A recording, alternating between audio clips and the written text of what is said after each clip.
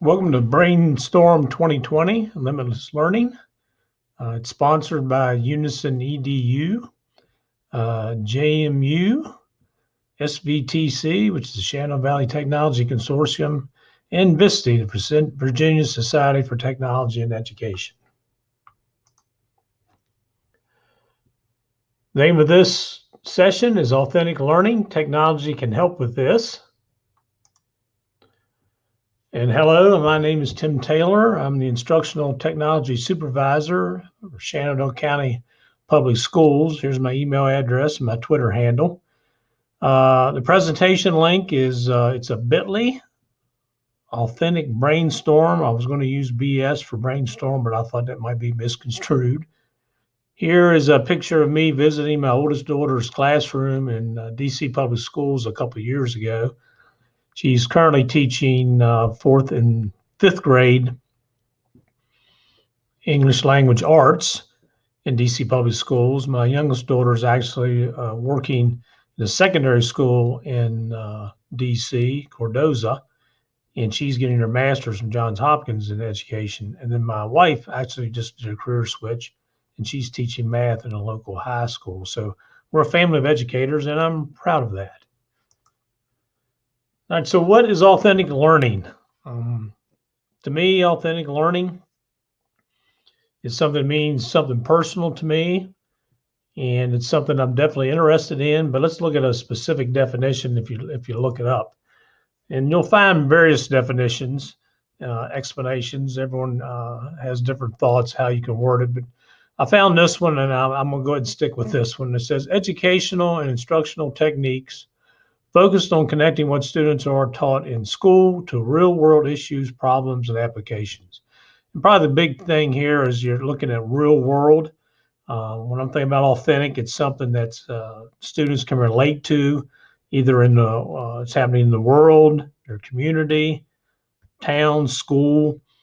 And if you look at this a lot, the first time I looked at that and I actually started looking at authentic learning, it reminded me an awful lot of PBL or project-based learning. A lot of the components are very, very similar there. I think sometimes when people hear about PBL, they get a little anxious about it because they imagine these huge units, and they kind of feel like they kind of lose the control, et cetera. But there's an awful lot of similarity here, but don't let it scare you. It's good stuff. So let's look at aspects of authentic learning. First of all, they believe learning it's an active process. Students are engaged. They're having self-directed inquiry.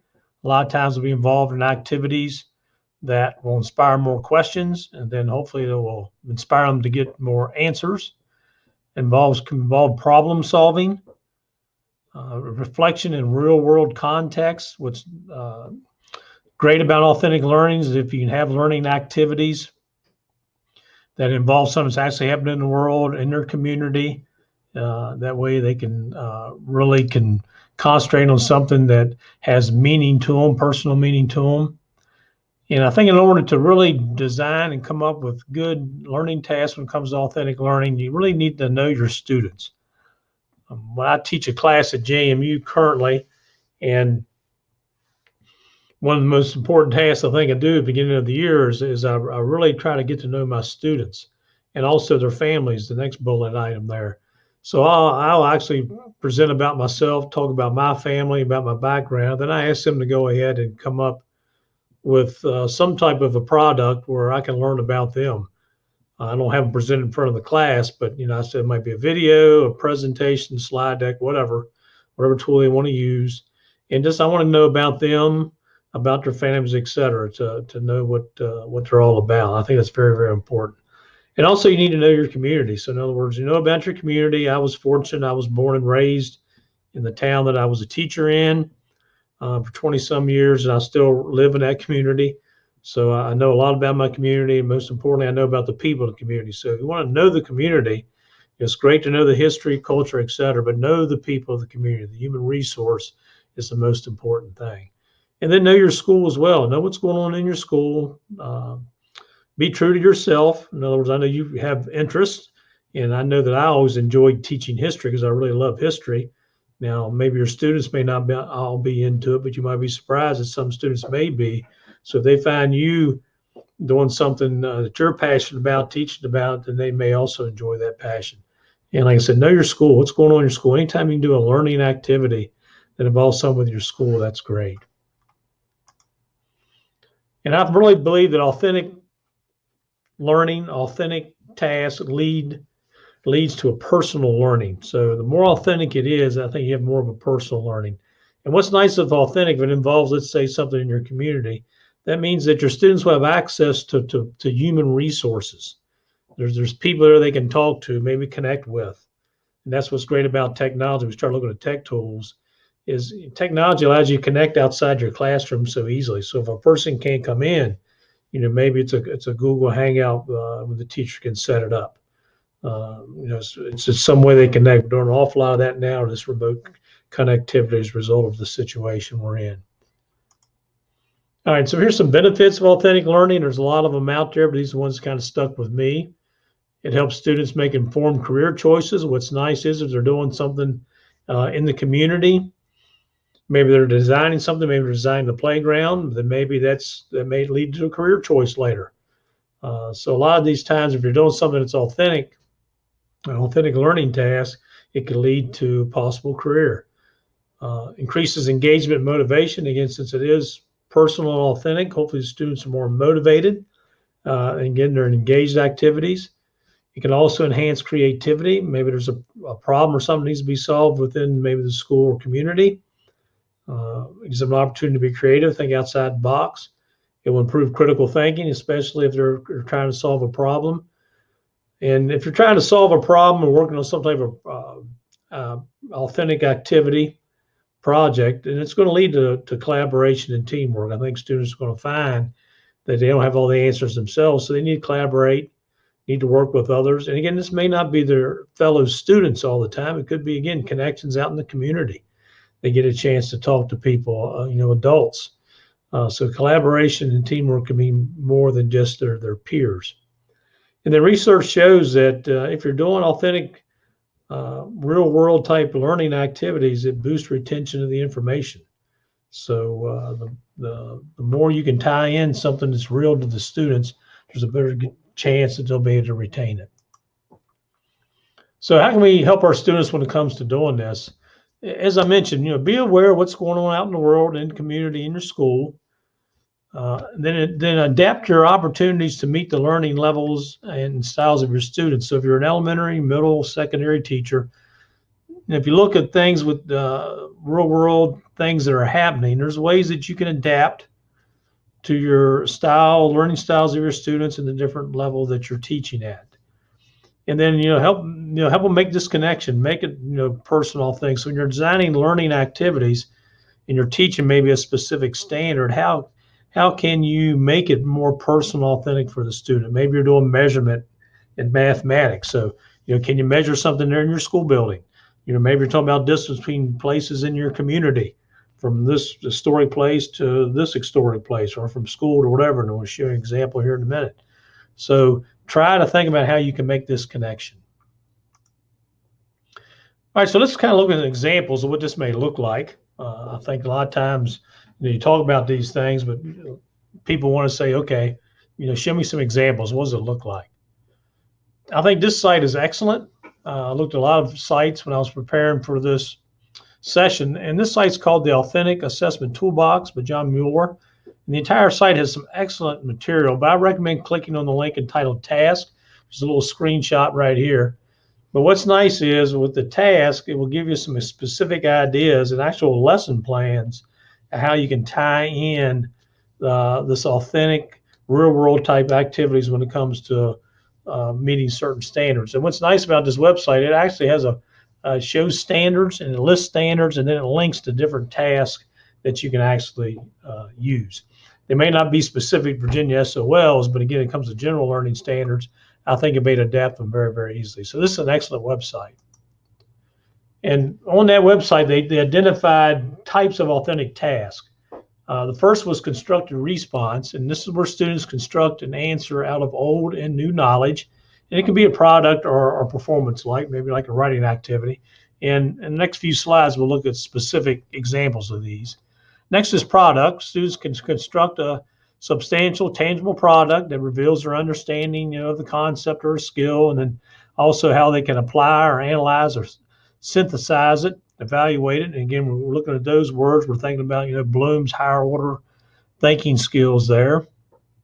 And performance is very similar to product, but again, this is really the students are performing something to show that they're understanding when it comes down to what they're learning. So these two are very similar, but a little bit different. So, all right, let's look specifically at examples, how we can tie in maybe some digital tools when it comes to these constructed response examples.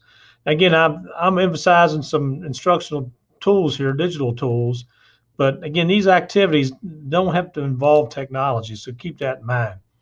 But for example, a constructive response, let's say we ask students to create an infographic concept map explaining the mayor council form of government. Okay, so again, infographics are very, very popular.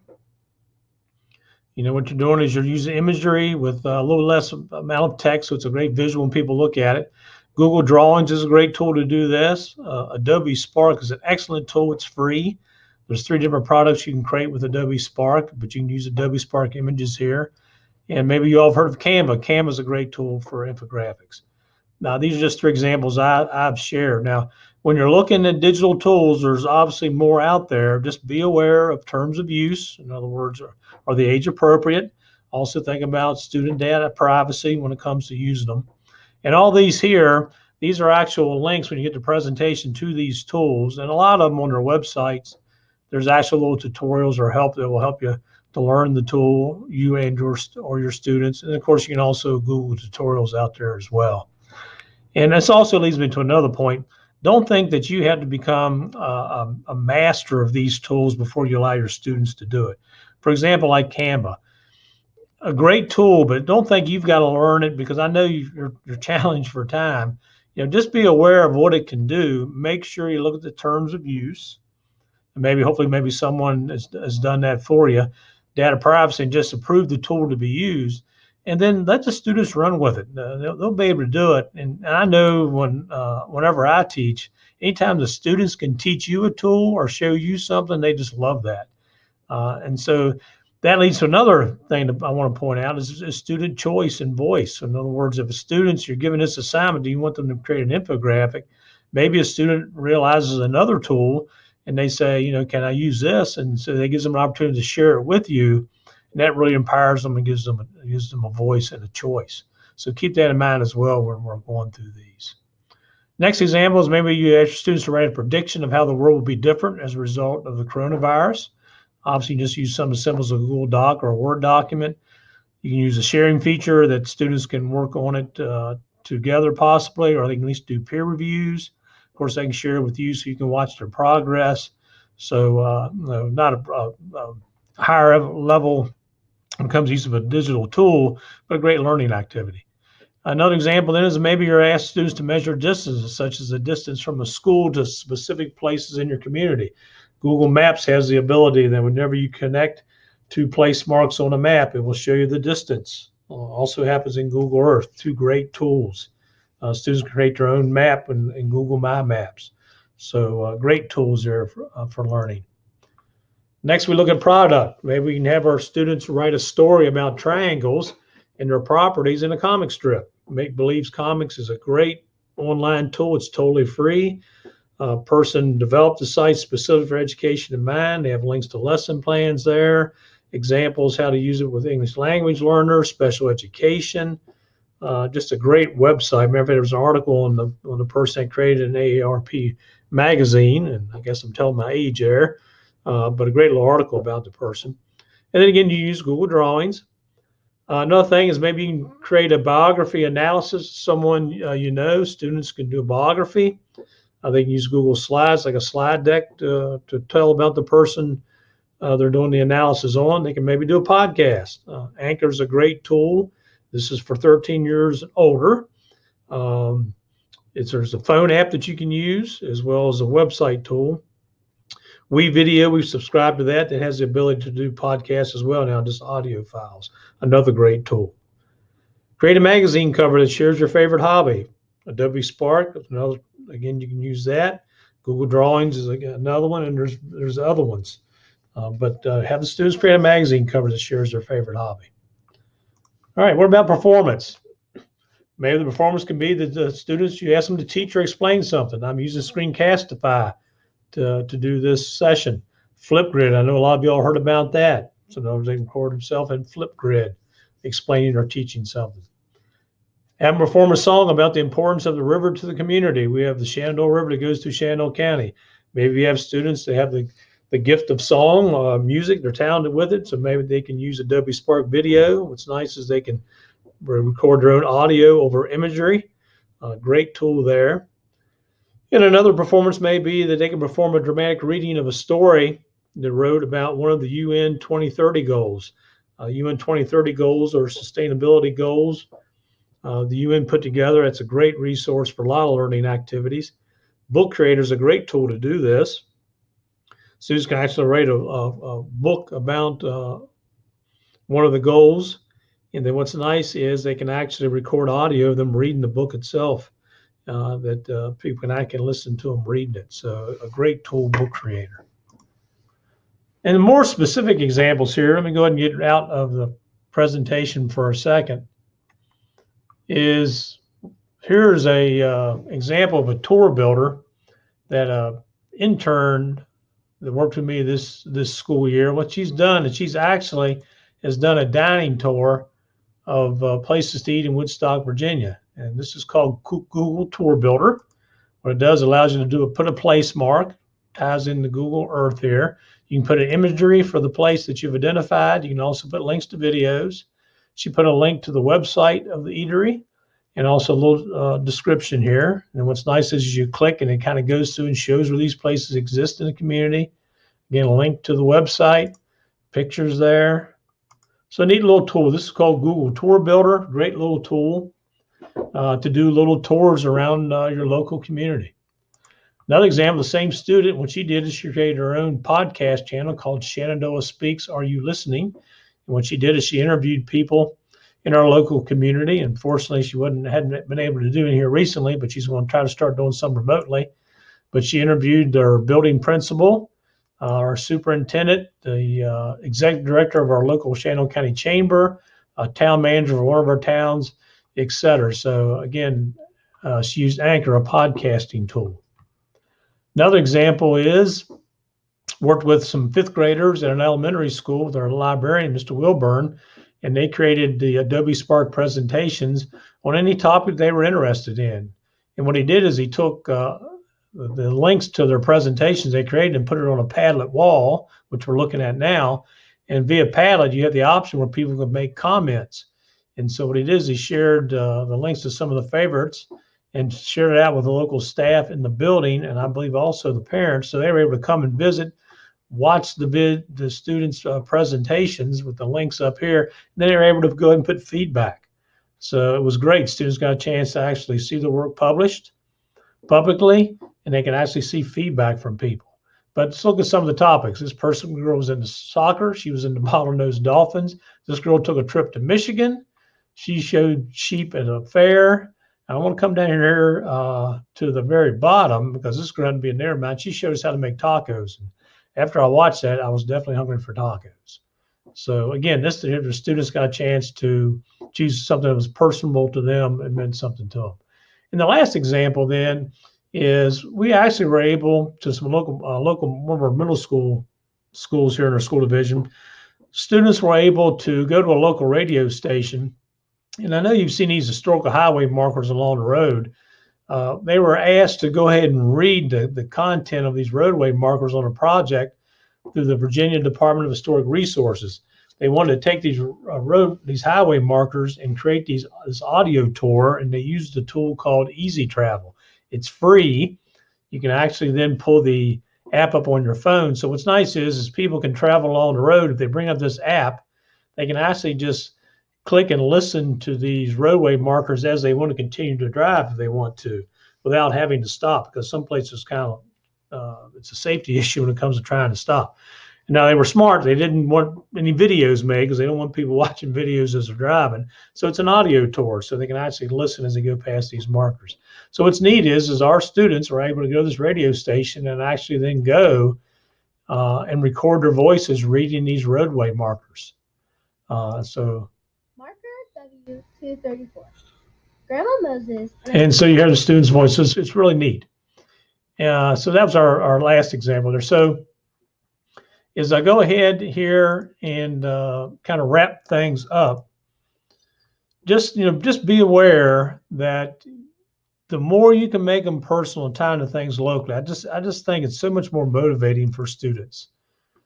They seem to get more out of the task whenever I see students engaged in activities like this. It just means more to them. I just see more passion every time I've done activities with students that are more personal and authentic. So in review, know what's going on in the world, know what's going on in your community, know what's going on in your school, and just think about your learning tasks. Can you keep them personal and authentic? It could be a unit, could be an individual lesson, whatever. But whenever you have an opportunity to do it, I think the returns on the investment are going to be great. So thanks. If you have any questions, again, my Twitter handle's there. There's my email address. I really like hearing from people. Hopefully you got something out of this presentation session.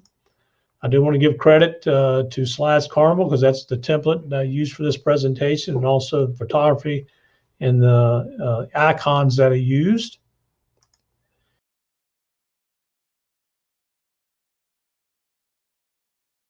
And then again, I'm going to thank Brainstorm 2020, Limitless Learning, Unison EDU, James Madison University, the Shenandoah Valley Technology Consortium, Virginia Society for Technology and Education. I happen to be a member of Unison, SBTC, and I'm on the VSTE board. And I actually teach a class for JMU right now, so I have a personal tie to all these. So everyone stay safe and healthy out there. And again, I hope you got something out of this. And again, don't hesitate to contact me.